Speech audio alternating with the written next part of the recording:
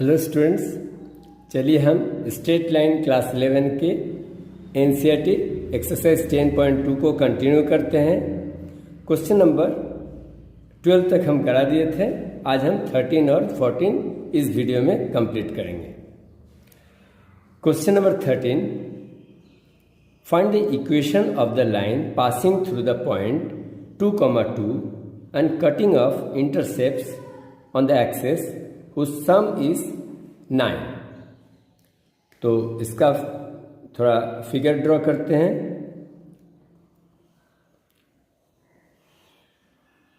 ये x axis और Y axis और 2,2 से ये लाइन पास कर रही है। ये 2,2 से ये लाइन कहीं बी से पास कर रही है और ये एक्सेस को समझ लो, ये बी, ये ओरिजिन, ये एक्सेस को जो इंटरसेप्ट कर रहे हैं इसका सम है 9। यानी कि ये अगर आपका ए है तो ये क्या हो जाएगा, ये हो जाएगा 9 माइनस ए, क्योंकि ओ ए प्लस ओ बी हमारा 9 दिया हुआ है। सो देख लो, A plus B, if A plus B equal to 9, इसका क्या मतलब है, B equal to 9 minus A. तो यही इसमें दिया हुआ है। तो हमें क्या निकालना है, ये लाइन का इक्वेशन निकालना है। चलो, इसका इंटरसेप्ट है तो हमें इंटरसेप्ट का फॉर्मूला लगाना पड़ेगा और इंटरसेप्ट का formula x by a plus y by b equal to 1। ये तो आपको मालूम है। अभी हम क्या करेंगे, x और y क्या है, ए बी पर इस लाइन पर कोई भी पॉइंट है, x, y कोई भी पॉइंट है और p भी 2,2 हमें दिया हुआ है। This point is also on this line. तो x और y की जगह हम 2,2 को रखेंगे तो ये भी सेटिस्फाई करेगा इस इक्वेशन को। तो हम x, y की जगह पर 2,2 रखेंगे। 2 बाई ए की जगह पर a रखेंगे और b की जगह पर हम रखेंगे 9 माइनस ए।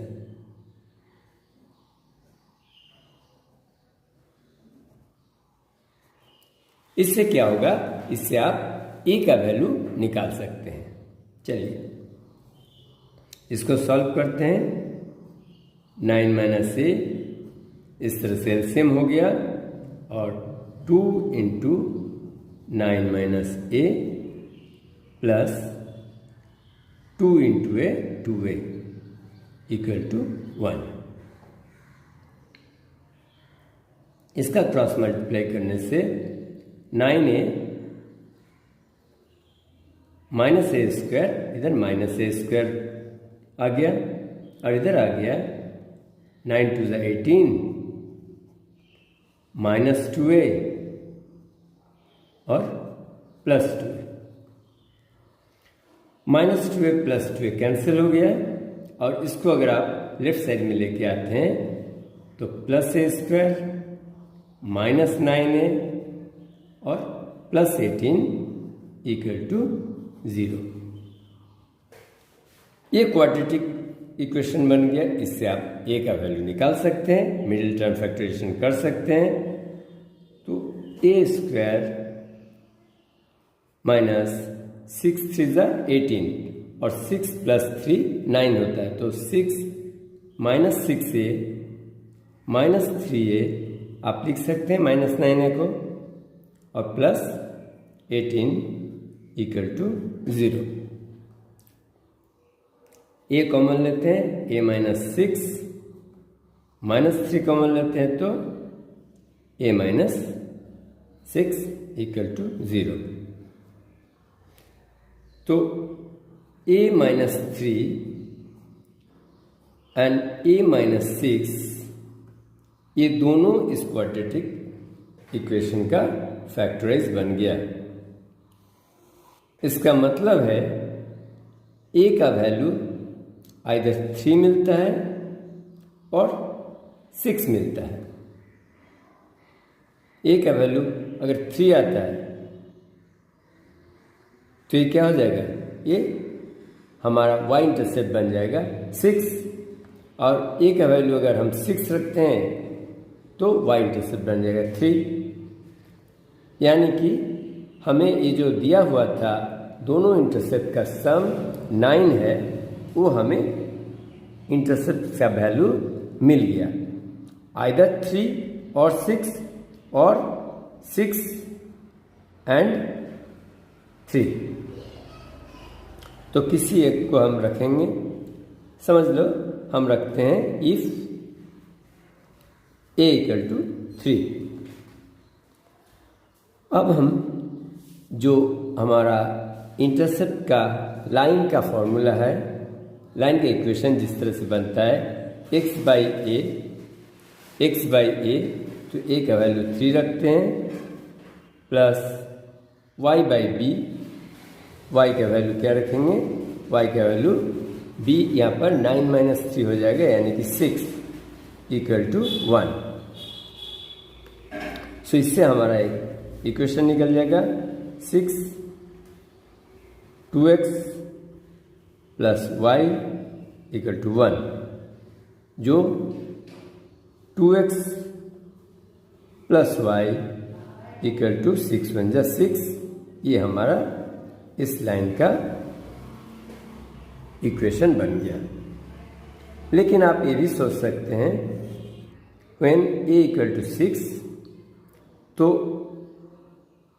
x बाई 6 रखेंगे, प्लस y बाई 6 माइनस 9 - 6 यानी कि 3 हो जाएगा। तो हमारा कुछ दूसरे तरह का इक्वेशन आएगा। यहाँ पर 6 LCM x + 2y = 1, तो x + 2y = 6। सो आइदर आपका इक्वेशन 2x + y = 6 और x + 2y = 6 दोनों इस लाइन के लिए वैलिड इक्वेशन बन रहा है। उम्मीद है आपको ये सॉल्यूशन अच्छी तरह समझ में आया। चलिए हम क्वेश्चन नंबर 14 को देखते हैं।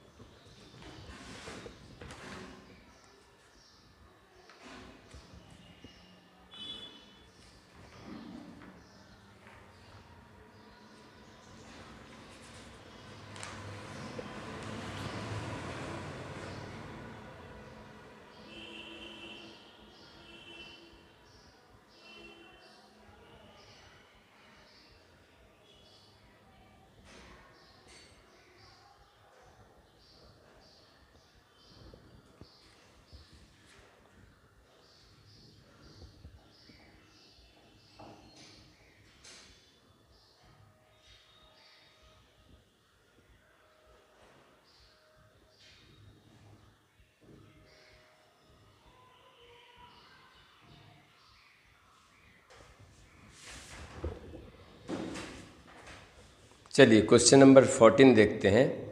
Find the equation of the line through the point 0, 2 making an angle 2π/3 with the positive x axis. तो इतना का हम पहले फिगर ड्रॉ करते हैं। ये हमारा x एक्सिस और ये y एक्सिस।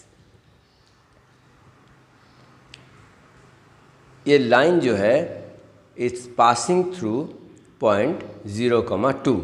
तो 0, 2 जब है इसका मतलब है x कोऑर्डिनेट इसका 0 है, तो ये y एक्सिस पर लाई करेगा। और y कोऑर्डिनेट 2 है, इसका मतलब x एक्सिस पर ऊपर में 2 यूनिट ऊपर में ये पॉइंट है। So this point suppose P is 0,2। इस पॉइंट से लाइन पास हो रही है और क्या क्लू दिया है, making angle 2π/3 with the positive x axis. Positive x axis के साथ अगर 2π/3 करेगा, 2π/3 आप अगर कैलकुलेट करके देखेंगे तो 120 डिग्री के इक्वल आएगा। 2 × 180 / 3, तो डिग्री में आप जब कन्वर्ट करेंगे तो ये कितना आता है, 120। तो 120 x एक्सिस के साथ पॉजिटिव बना रहा है, तो डेफिनेटली आप समझ रहे हैं ये एक ऑब्ट्यूज एंगल बनाएगा, जो ये बन गया आपका 2π/3 कहो या 120 डिग्री। तो हमारा यहाँ पर क्या दिया हुआ है, थीटा दिया हुआ है। Theta is given 2π/3। Find the equation of the line. तो इस लाइन का, ये जो लाइन है इसका आपका इक्वेशन निकालना है। ये हो गया इसका फर्स्ट पार्ट। सेकेंड पार्ट है also find the equation of the line parallel to it and crossing the y axis at a distance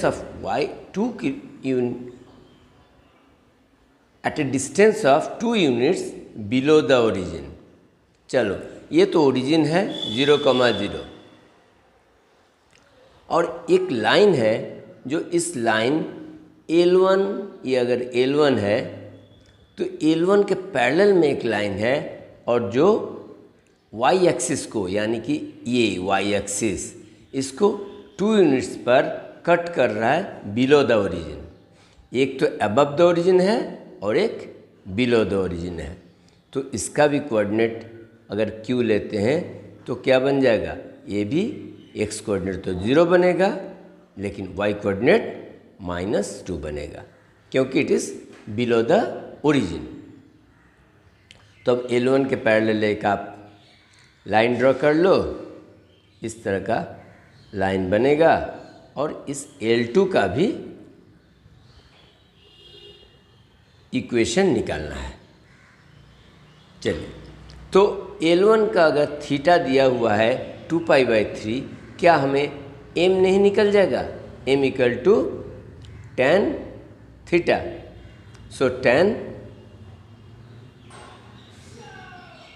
2π/3।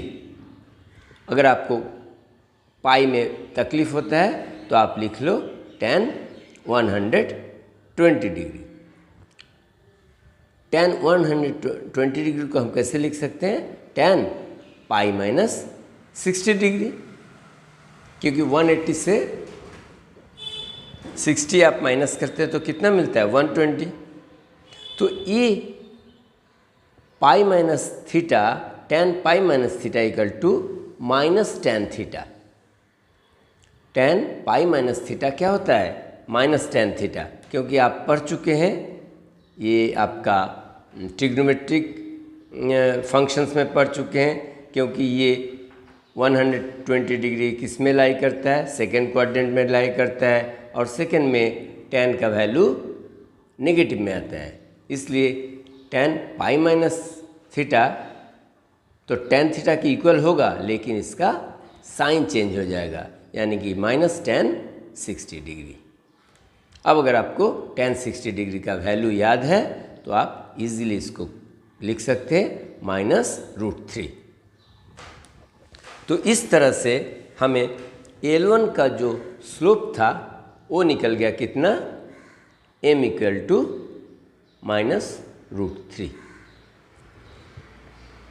अब तो आप इसका कोई भी एक आर्बिट्रेरी पॉइंट सोच सकते हैं। यहाँ पर x, y है और इससे आप इसका इक्वेशन निकाल सकते हैं, y - y0, y - y0।